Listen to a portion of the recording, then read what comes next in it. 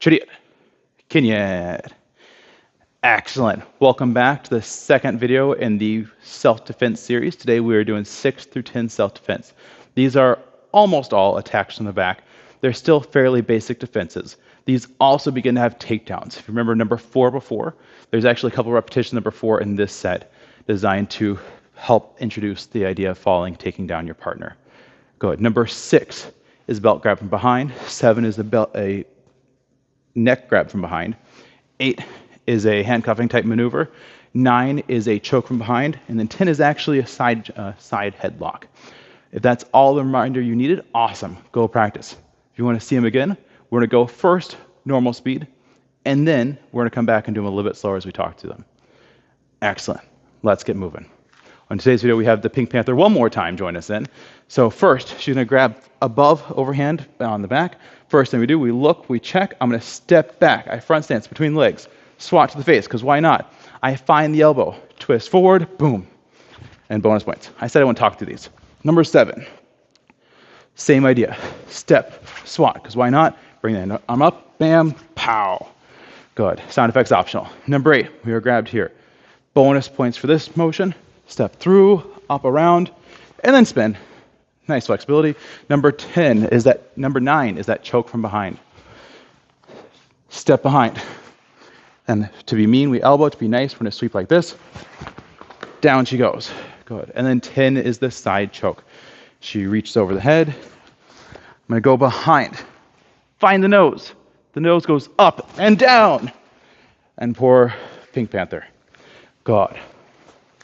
Wipe your hand off after that, because it's kind of gross. Let's go slower through this. Number 6. She has grabbed from behind. First, I look. The technique can be done going the wrong way, but it's a different technique. So we're going to go toward the inside. I step to the inside. My knee goes against her knee. That way there's less stumbling, more falling. Swat to the face, make them think what's going on. My arm is on her elbow. That way there's less bending. From here, it's a reverse punch. I'm going to shift my hip forward. I'm going to drive this shoulder forward, and down she goes. While I'm doing this, I'm going to shift from a horse stance to a front stance to lock out that knee. With a full force motion, the opponent kind of goes spinning that way. Not doing that to her today, though. But we pop, boom, down she goes. Finish off with a punch to the head. Number 7 is similar. In fact, so many of the motions are similar. I step back inside the leg, swat low because it's going to hurt. From up here, instead of a motion forward, more like a downward motion. I'm going to find the elbow, come down on the elbow as I straighten out the leg. Bam. I pause for just a second here. We reset. What does that look like? That's number 4. Look at that. Some of these come back in disguise. Number 8. We're going to do this 2 different angles. First thing we do, this hand's going to grab, secure them, make sure they don't run away. This is not technically part of the skill, but it makes the rest of it easier. When I step back, small elbow strike to the sternum, shoot out. I'm exaggerating the step. He would not really step this far. Turn in. My body and her body make a T shape, right? If you can imagine. What I'm doing, I'm going to lift up on the wrist, lift up on the elbow. I want her weight off this leg. So I've completely moved her over this way, and then we spin. My hip's going to make a small circle. My arm's going to make a little bit bigger circle. The Pink Panther's body's going to make a really big circle. As we, down we go. Let's do it one more time. So we're here. Optional elbow strike, step through to get this wrist locked over. See how it's twisted? See how the tension's already taken out of the wrist, elbow, and a little bit of the shoulder? Lift up. If done correctly, this is not fun for her. I'm being a little bit nice. This should not hurt yet. And then we'll go through this a little bit slower, right? I crank the elbow, same time I twist my hips, same time I drive backwards. If we pause for just a second, hey, what's that look like? That still kind of looks like number 4, doesn't it?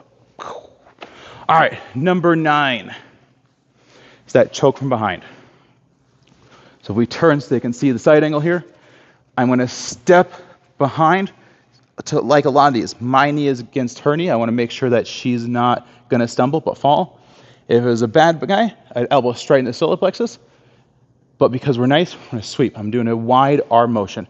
As you do the wide arm motion, my hips got to pop forward. So if we don't take her down yet, that little pop is what we're looking for. We go a little faster, and then she gets a little bit of air. So while she's getting back up, forward and backward. That's the idea. My hip, my thigh is going forward. my elbow is going backwards. 10, super simple. I found myself in a bad spot. It's the inside arm. Most people try and use the outside arm to do something else. It's got to go all the way around. Collar is okay, that won't work so super well. Hair is okay, won't work super well. Ear is great. Chin, bad idea. Nose is the best. If you need to, use the chin to find the nose, then go up and down.